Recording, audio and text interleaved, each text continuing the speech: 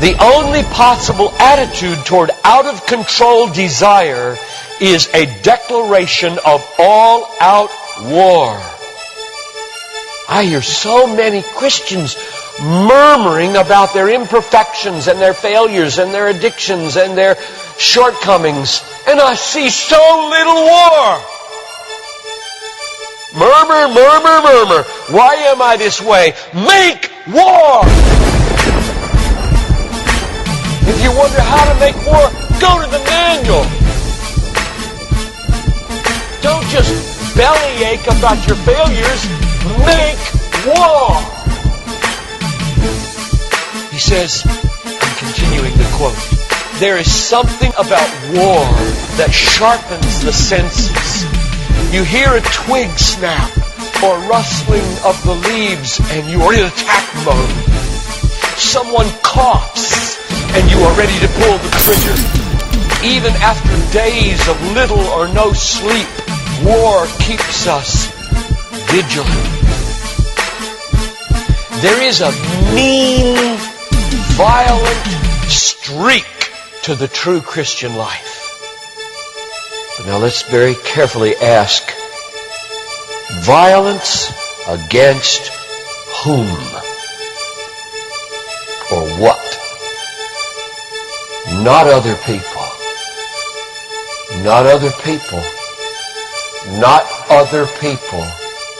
Not Muslims. Not Hindus. Not Buddhists. Not atheists. Not secularists. Not nominal Christians. Not wives or husband or children or ornery bosses. But on every impulse in our soul to be violent to other people. Violence, a mean streak in Christianity, against our own selves. And all in us that would make peace with sin and a settling in peacetime mindset.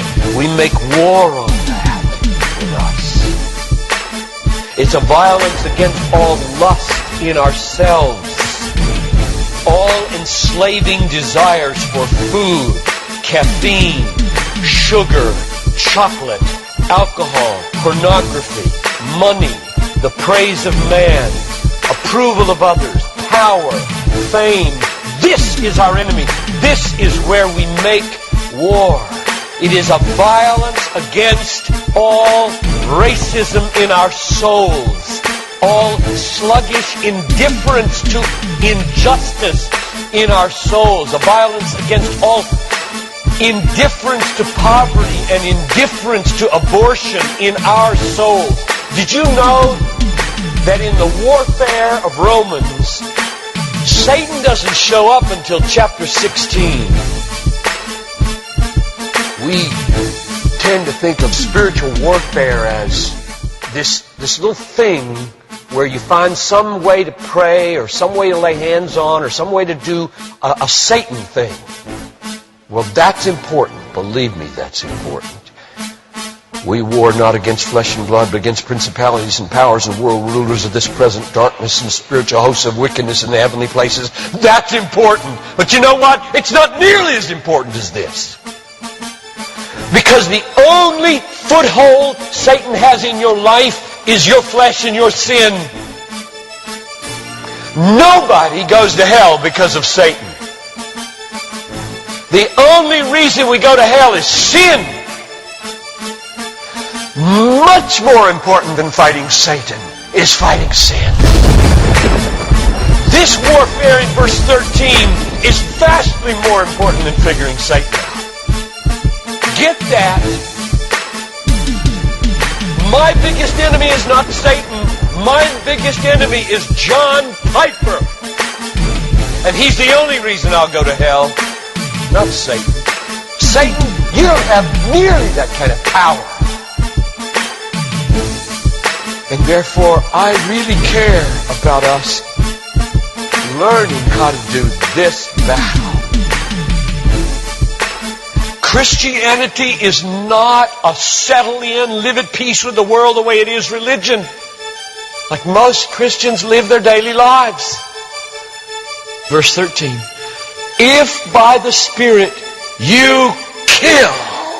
There's a mean streak in Christianity, and it's not against anybody else but ourselves. In fact, it's against the meanness of ourselves against other people. If you feel like you're a mean person against others, a harsh person, a critical person, you know your problem? You haven't learned to make war. You haven't learned to be mean.